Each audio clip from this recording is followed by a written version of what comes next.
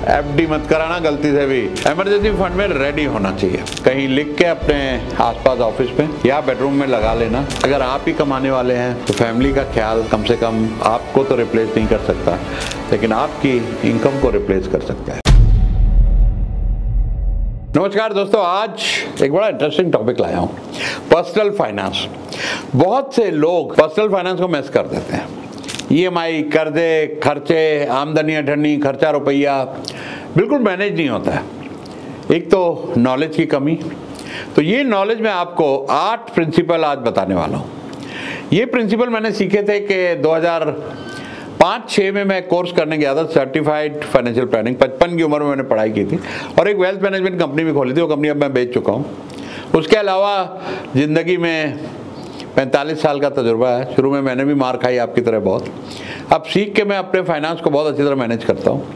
तो ये 8 रूल जो है पर्सनल फाइनेंस के मैं आपको बताने वाला हूँ। Rule number 1, rule of 72, double your money. Rule number 2, rule of 114, triple your money. Rule of 144 कि भैया 4 गुना पैसे कैसे होगा।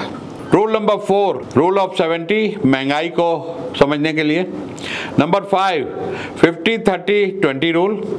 Number 6, 3x emergency rule. Number 7, 40% EMI rule. Number 8, life insurance rule. तो आइए मैं आपको एक एक करके ये सारे रूल बताता हूँ।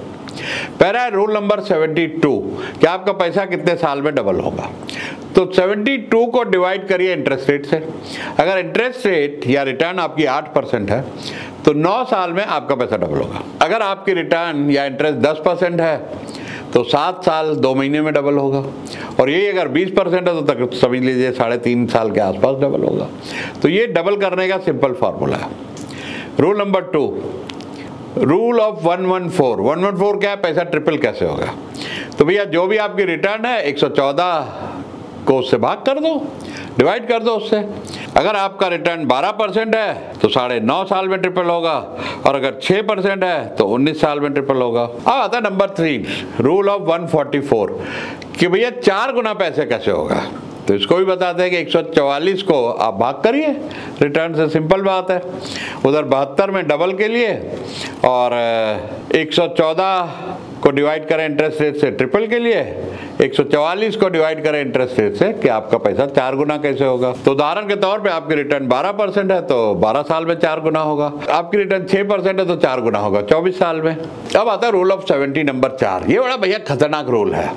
यहाँ पर आपका पैसा कितनी देर में आधा होगा उस पे। मान लीजिए आज आपके पास 1 करोड़ रुपया है और इन्फ्लेशन 7% के आसपास चल रहा है, तो भैया 70 को डिवाइड कर दो 7 से। उतने साल में आपका पैसा आधा रह जाएगा। मतलब 10 साल में आपका 1 करोड़ की वैल्यू 50 लाख रुपए रह जाएगी। तो ये है इन्फ्लेशन कैलकुलेटर का रूल ऑफ 70। अगर इन्फ्लेशन 8% है, 9% है या 6% है तो उस हिसाब से 70 को डिवाइड करेंगे तो आपके पास जो भी पैसा रखा हुआ है, और अगर वो कोई और रिटर्न नहीं जनरेट कर रहा है तो वो आधा रह जाएगा उतने टाइम में। समझ गए। अब आता है 50-30-20 रूल फाइनेंस को मैनेज करने का, अपनी सेविंग्स को और इन्वेस्टमेंट को मैनेज करने का। ध्यान से सुनिएगा। 50% तो अपनी नीड्स, जिसमें ग्रोसरी हो गई, आपका किराना हो गया, रेंट हो गया, EMI हो गई। 30% में आपकी जो वांट्स है, जिसमें एंटरटेनमेंट हो गई, छुट्टियां हो गई, और 20% आपकी इन्वेस्टमेंट हो गई, सेविंग, जो म्यूचुअल फंड, इक्विटी और जो भी गोल्ड में आपको इन्वेस्टमेंट करना है। तो मैं फिर से रिपीट करूंगा, 50% तो आपकी नीड है, जो जरूरी है, खर्चा होना है, घर का जो राशन पानी हो गया।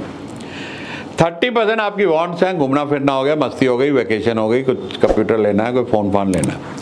20% आपको इन्वेस्ट करना चाहिए म्यूचुअल फंड में या इक्विटी में या गोल्ड में या रियल एस्टेट में। तो कम से कम 20% रुपया तो आपको सेव करना ही करना हर महीने फॉर इन्वेस्टमेंट पर्पज। एफडी मत कराना गलती से भी। एफडी में आपका पैसा सिर्फ इन्फ्लेशन ही मीट करेगा, 1-2% घटता रहेगा, क्योंकि इस टाइम 7% के आसपास इन्फ्लेशन चल रहा है। तो आप समझ लो कि अगर बैंक आपको 5% दे रहा है तो 2% से आपका पैसा घटता जाएगा।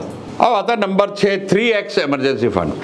आपकी इनकम अगर 1 लाख रुपए तो 3 लाख रुपए हमेशा आपके पास इमरजेंसी फंड में रेडी होना चाहिए। 6 हो तो और भी बढ़िया है।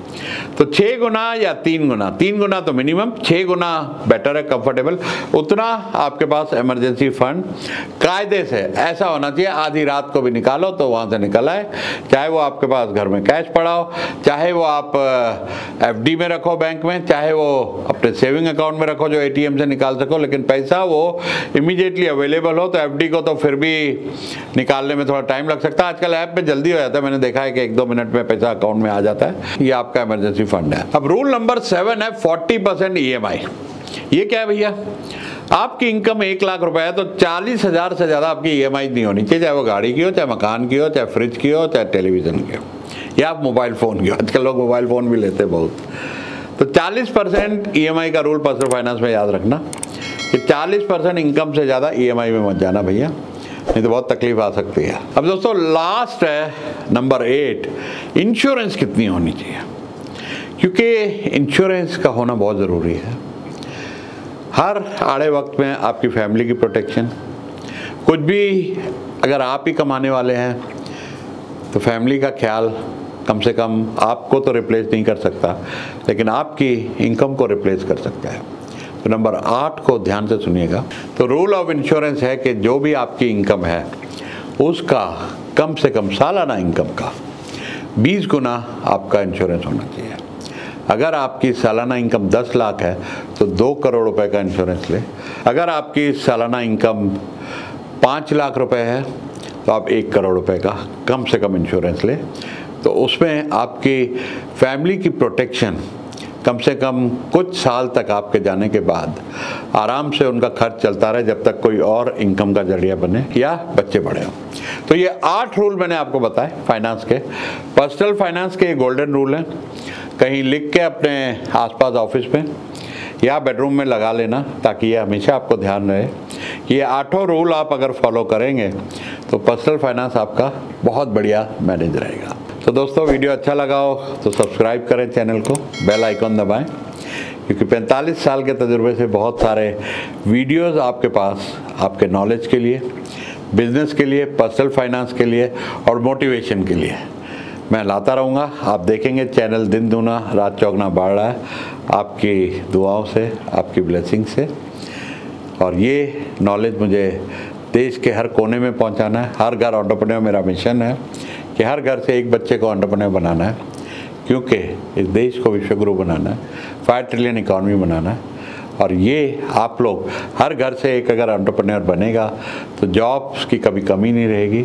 बहुत सारे जॉब क्रिएटर्स हो जाएंगे, जिनको जॉब चाहिए होगी उनके लिए जॉब्स की कमी नहीं रहेगी। ये मेरा मिशन है। Thank you.